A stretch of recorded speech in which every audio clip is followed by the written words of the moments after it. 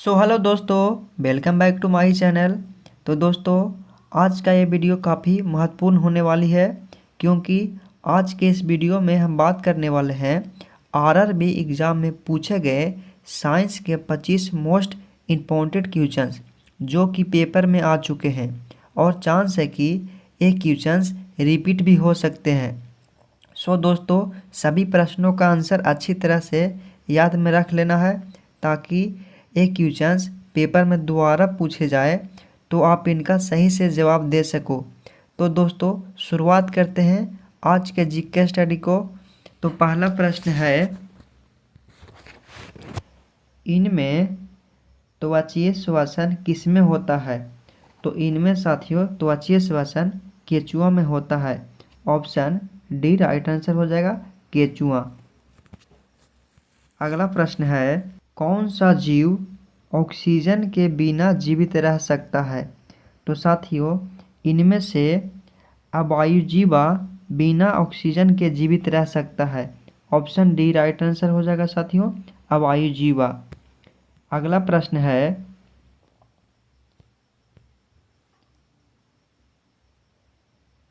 रात में पेड़ के नीचे नहीं सोना चाहिए क्योंकि उससे कार्बन डाइऑक्साइड निकलता है।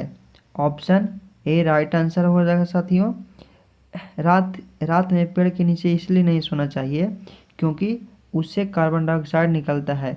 ऑप्शन ए राइट आंसर हो जाएगा साथियों, कार्बन डाइऑक्साइड। अगला प्रश्न है, फेफड़ों में श्वसन गैसों का आदान प्रदान किसमें होता है? तो साथियों फेफड़ों में श्वसन गैस का आदान प्रदान कृपिका एल्वियोली द्वारा होता है। ऑप्शन बी राइट आंसर हो जाएगा, कृपिका।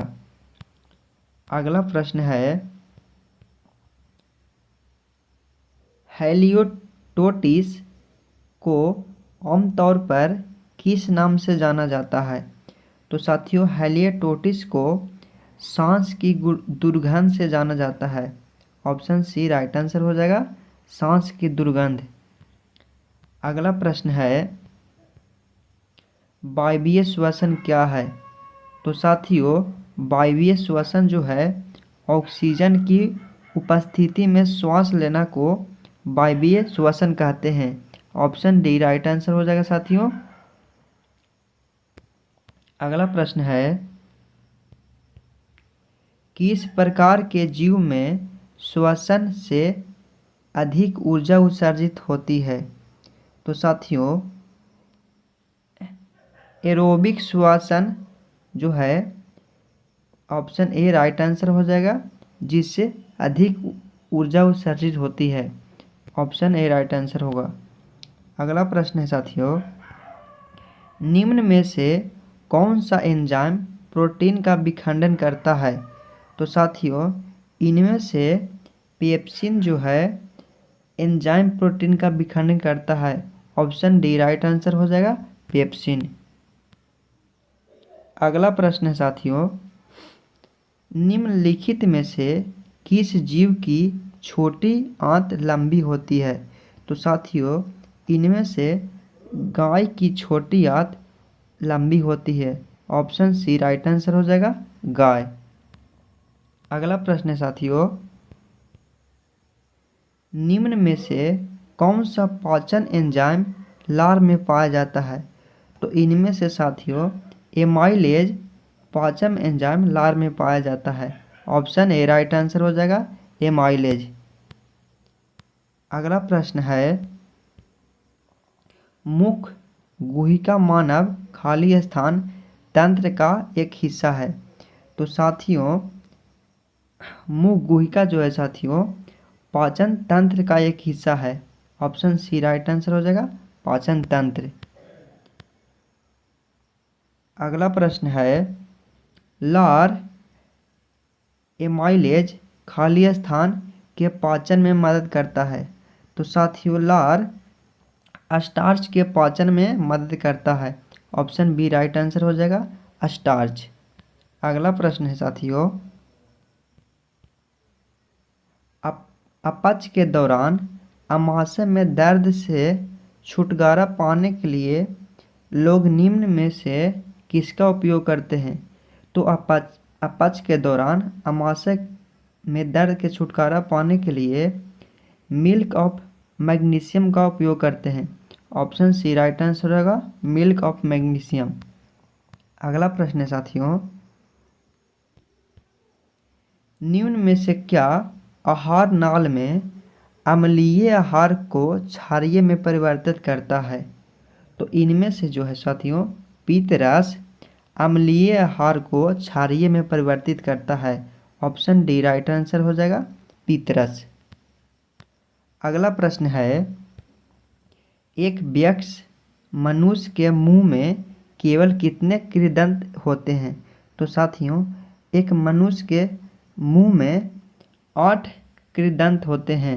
ऑप्शन बी राइट आंसर हो जाएगा, 8।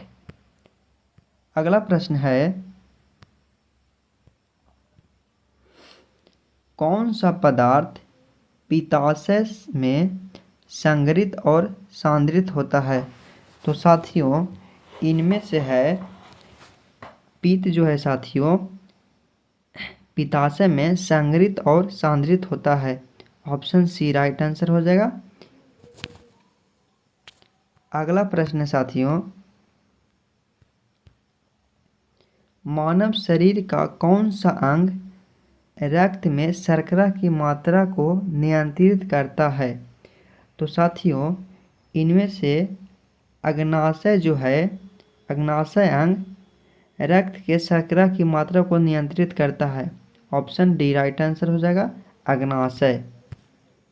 अगला प्रश्न है साथियों, एक औसत वयस्क मानव में निम्न में से किसकी लंबाई लगभग 23 फीट होती है? तो साथियों, इनमें से छोटी आंत की लंबाई 23 फीट होती है। ऑप्शन बी राइट आंसर हो जाएगा, छोटी आंत। अगला प्रश्न है साथियों, निम्नलिखित में से कौन सा कैल्शियम से बना होता है? तो इनमें से साथियों, दांत जो है कैल्शियम से बना होता है। ऑप्शन ए राइट आंसर हो जाएगा, दांत। दोस्तों, अगर आप इस चैनल पर नए हो तो मेरे चैनल अनुज एग्जाम स्टडी को सब्सक्राइब कर ले। अगला प्रश्न है साथियों, अमोनिया यूरिया में कहाँ परिवर्तित होता है? तो साथियों, अमोनिया जो है यूरिया में यकृत में परिवर्तित होता है। ऑप्शन डी राइट आंसर हो जाएगा, यकृत। अगला प्रश्न साथियों, निम्नलिखित में से कौन पाचन तंत्र का हिस्सा नहीं है? तो साथियों, इनमें से हृदय जो है पाचन तंत्र का हिस्सा नहीं है। इसका जो राइट आंसर हो जाएगा, क्वेश्चन नंबर 21 का बी। अगला प्रश्न है साथियों, लीवर के संचालन के लिए बाह्य रूप से लगने वाले बल को क्या कहते हैं?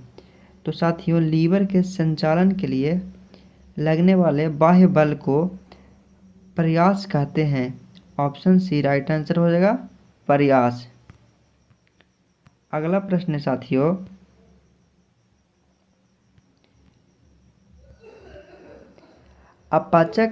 अपच का इलाज करने के लिए निम्नलिखित में से किस प्रकार की दवा का प्रयोग किया जाता है? तो अपच का इलाज करने के लिए साथियों एंटासिड का प्रयोग किया जाता है। ऑप्शन बी राइट आंसर हो जाएगा, एंटासिड। अगला प्रश्न है साथियों, हम जो भोजन ग्रहण करते हैं उससे प्राप्त हुई कुछ ऊर्जा किससे संग्रहित होता है? तो साथियों, जो हम लोग भोजन प्राप्त करते हैं उससे ग्लाइकोलेजन संग्रहित होता है। ऑप्शन ए राइट आंसर हो जाएगा, ग्लाइकोलेजन। अगला प्रश्न है साथियों, कार्बोहाइड्रेट, प्रोटीन और वसा पूर्ण पाचन कहाँ होता है? साथियों, क्वेश्चन नंबर 25 का आंसर आपको कमेंट बॉक्स में देना है। जिनका भी आंसर सही होगा उनके कमेंट में हम दिल हार्ट का थंब लगा देंगे। इसे आप लोग पकड़ लीजिएगा। तो साथियों, ये था 25 VVI क्वेश्चन जो कि कंप्लीट हो गया।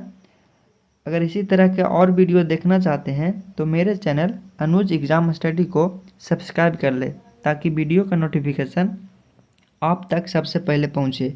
तो वीडियो देखने के लिए साथियों दिल से धन्यवाद। और आज के लिए इतना ही। जय हिंद, जय भारत।